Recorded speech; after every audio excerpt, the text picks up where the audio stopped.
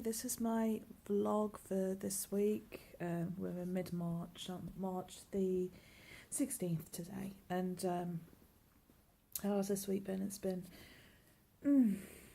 difficult because I've had a lot of panic attacks and I had to sleep in the car the other night because I felt very trapped inside the house and very... Anxiety is one thing and then panic attacks are another thing completely. So I think maybe a trip to the doctors. Try and get in tomorrow. CPN keeps trying to encourage mindfulness or yoga. I don't think I'm quite fit enough for yoga.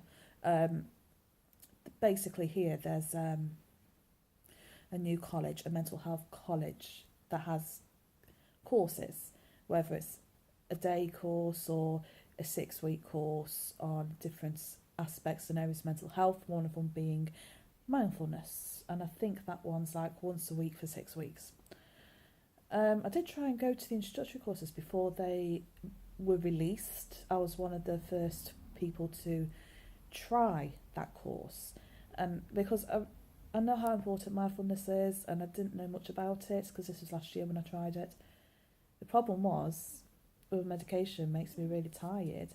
The mindfulness at 10 o'clock in the morning and being mindful and getting into having those quiet times and things like that, I'd be falling asleep because the medication that's just the way it is. However, the coordinator does keep emailing me up to date with the courses, things like that. So I'm kept in the loop, and my CPM wants me to have a look and consider going back to that college and having a go at something, especially to help anxiety and panic, because that seems to be what's yo-yoing at the moment. However, this week I have been out a few times with my partner. We've had lunch 3 days in a row out, and the house was falling apart around us. But we're having our garden done soon. Now this is the thing, I'll tell you about the story about it being in the car. I felt really trapped and I woke up really trapped, really panicky, and I'd been anxious all day, and then I went to bed and then I woke up just total panic. I needed to get out somewhere. My partner was worried sick, thinking I was going to walk off, I was going to run off, because that's not unheard of for me. And the thing is, we had 3 kids that night. I had my son and his 2 cousins. They alternate weekends. My son goes with sisters every other weekend, and we have the 2 babbies the other weekend.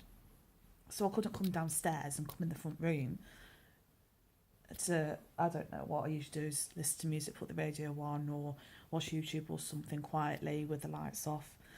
Anything just to try and distract myself from feeling like that. But the baby was in the front room. The cot was in the front room because it's quite a big cot, and the only room we've got is this sensory room, so it's not a bedroom now. So she sleeps downstairs. So the closest thing I'll do is go in the car. Now, I've got a massive garden here. When we moved house for my son's sensory needs, so he could have the sensory room, which he has. The problem is this new house is a workhouse. Every room needs work. The garden's huge, but it's just gravel, it's dirt, it's unlevel, it's a state. And when I lived at the other house, it wasn't like that, it was a standard house and we had a good garden. And it was just, a patio and grass. But that was fine. If I woke up in the middle of the night feeling sick, feeling panicky, feeling anxious, I'd go and sit out in the garden. And it was relaxing because it was just quiet and everything like that. This garden is huge, it's open, we're close to a main road, and it's really exposed. There's no sections. We are having the garden done, and it should be starting this weekend, so there'll be a patio section which will be walled in, there'll be a play area section for my son, and then there'll be a grass section.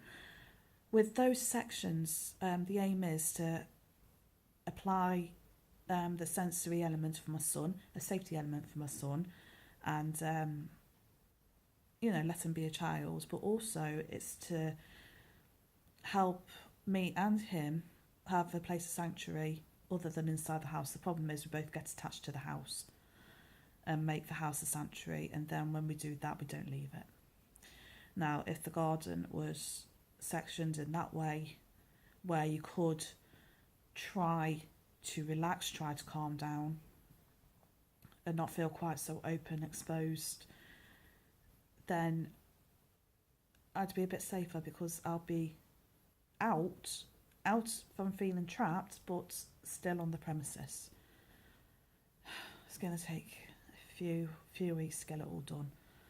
I can't wait, because yeah, so I just went to sleep in the car.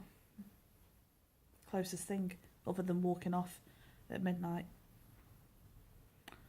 But yeah, this week we've been focusing on getting me out the house, and we've been doing so successfully.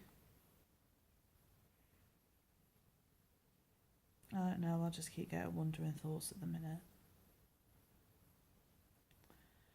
I'm having just thoughts about when I've been at my lowest lows, and I've been thinking about them a lot, starting to relate to them a bit again. I don't really like that. Maybe I should call the duty team tomorrow, have a chat with them.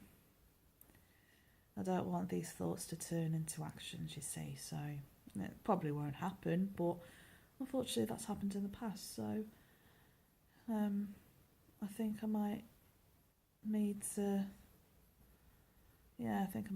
just chat to someone about it. I'm not saying, oh, I want to commit suicide or anything like that.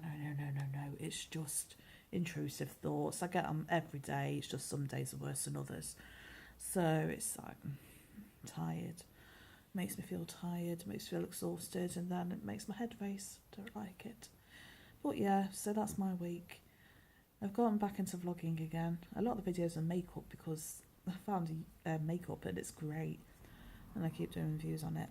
But yeah, this week has been up and down, but at least it's been practical, so that's a thumbs up. I just thought I'd share that anyway.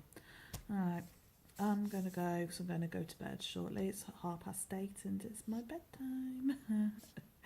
Or my chill down time anyway. Alright, thanks for listening. Bye.